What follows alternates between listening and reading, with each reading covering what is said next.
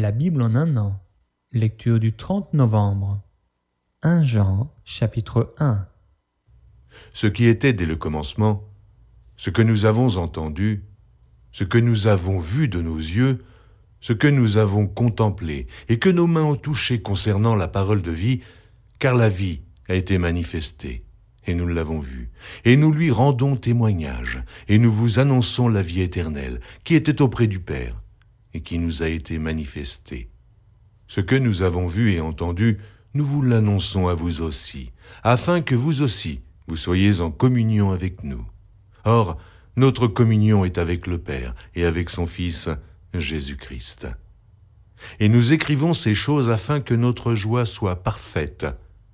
La nouvelle que nous avons apprise de lui et que nous vous annonçons, c'est que Dieu est lumière, qu'il n'y a point en lui de ténèbres. Si nous disons que nous sommes en communion avec lui et que nous marchions dans les ténèbres, nous mentons et nous ne pratiquons pas la vérité. Mais si nous marchons dans la lumière, comme il est lui-même dans la lumière, nous sommes mutuellement en communion, et le sang de Jésus, son Fils, nous purifie de tout péché. Si nous disons que nous n'avons pas de péché, nous nous séduisons nous-mêmes, et la vérité n'est point en nous.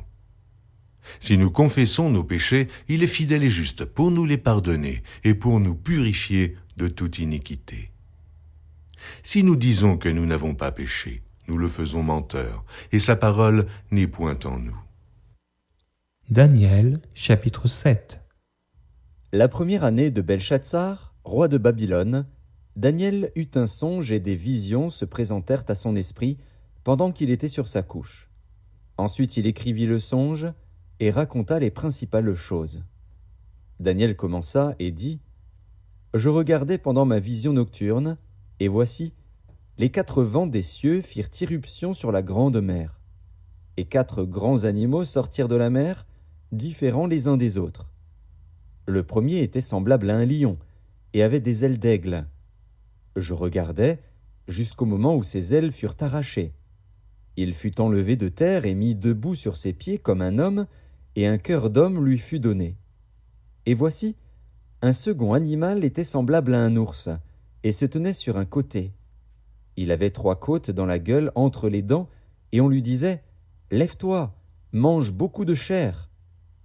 Après cela je regardais, et voici, un autre était semblable à un léopard, et avait sur le dos 4 ailes comme un oiseau. Cet animal avait 4 têtes, et la domination lui fut donnée.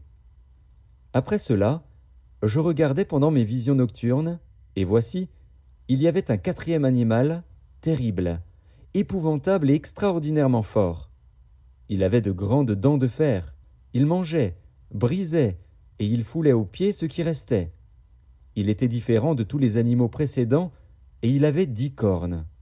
Je considérais les cornes, et voici, une autre petite corne sortit du milieu d'elle, et 3 des premières cornes furent arrachées devant cette corne.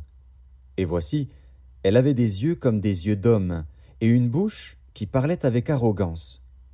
Je regardais pendant que l'on plaçait des trônes, et l'Ancien des jours s'assit. Son vêtement était blanc comme la neige, et les cheveux de sa tête étaient comme de la laine pure. Son trône était comme des flammes de feu, et les roues comme un feu ardent. Un fleuve de feu coulait et sortait de devant lui. 1000 milliers le servaient, et 10 000 millions se tenaient en sa présence. Les juges s'assirent, et les livres furent ouverts. Je regardais alors, à cause des paroles arrogantes que prononçait la corne. Et tandis que je regardais, l'animal fut tué, et son corps fut anéanti, livré au feu pour être brûlé. Les autres animaux furent dépouillés de leur puissance, mais une prolongation de vie leur fut accordée jusqu'à un certain temps. Je regardais pendant mes visions nocturnes, et voici, sur les nuées des cieux arriva quelqu'un de semblable à un fils de l'homme. Il s'avança vers l'Ancien des jours, et on le fit approcher de lui. On lui donna la domination, la gloire et le règne. Et tous les peuples, les nations et les hommes de toute langue le servirent. Sa domination est une domination éternelle qui ne passera point, et son règne ne sera jamais détruit. Moi, Daniel, j'eus l'esprit troublé au-dedans de moi, et les visions de ma tête m'effrayèrent. Je m'approchai de l'un de ceux qui étaient là, et je lui demandai ce qu'il y avait de vrai dans toutes ces choses. Il me le dit et m'en donna l'explication. Ces 4 grands animaux, ce sont 4 rois qui s'élèveront de la terre. Mais les saints du Très-Haut recevront le royaume, et ils posséderont le royaume éternellement, d'éternité en éternité. Ensuite, je désirais savoir la vérité sur le 4e animal, qui était différent de tous les autres, extrêmement terrible, qui avait des dents de fer et des ongles d'airain, qui mangeait, brisait et foulait aux pieds ce qu'il restait.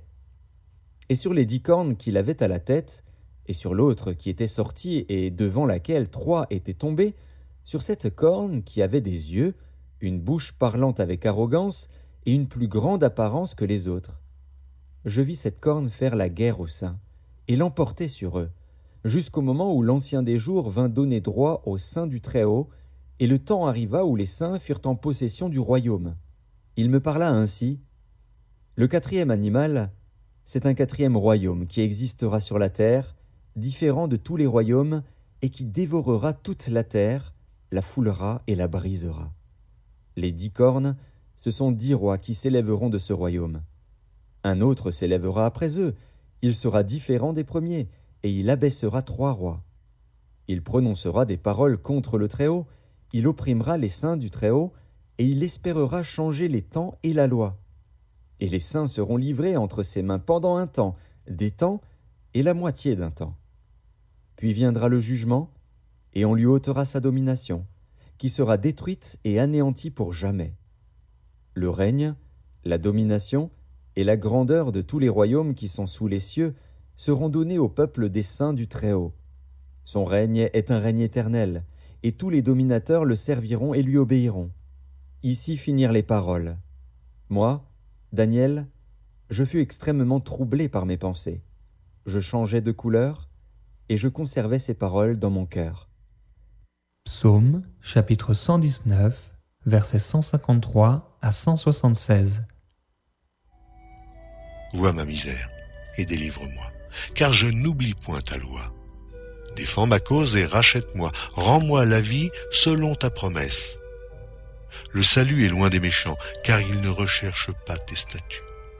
Tes compassions sont grandes, ô Éternel, rends-moi la vie selon tes jugements. Mes persécuteurs et mes adversaires sont nombreux, je ne m'écarte point de tes préceptes. Je vois avec dégoût des traîtres qui n'observent pas ta parole. Considère que j'aime tes ordonnances. Éternel, rends-moi la vie selon ta bonté. Le fondement de ta parole est la vérité, et toutes les lois de ta justice sont éternelles. Des princes me persécutent sans cause, mais mon cœur ne tremble qu'à tes paroles. Je me réjouis de ta parole comme celui qui trouve un grand butin. Je hais, je déteste le mensonge, j'aime ta loi. Cette fois le jour je te célèbre à cause des lois de ta justice. Il y a beaucoup de paix pour ceux qui aiment ta loi, et il ne leur arrive aucun malheur. J'espère en ton statut, ô Éternel, et je pratique tes commandements. Mon âme observe tes préceptes, et je les aime beaucoup. Je garde tes ordonnances et tes préceptes, car toutes mes voies sont devant toi. Que mon cri parvienne jusqu'à toi, ô Éternel, donne-moi l'intelligence selon ta promesse. Que ma supplication arrive jusqu'à toi, délivre-moi selon ta promesse. Que mes lèvres publient ta louange, car tu m'enseignes tes statuts.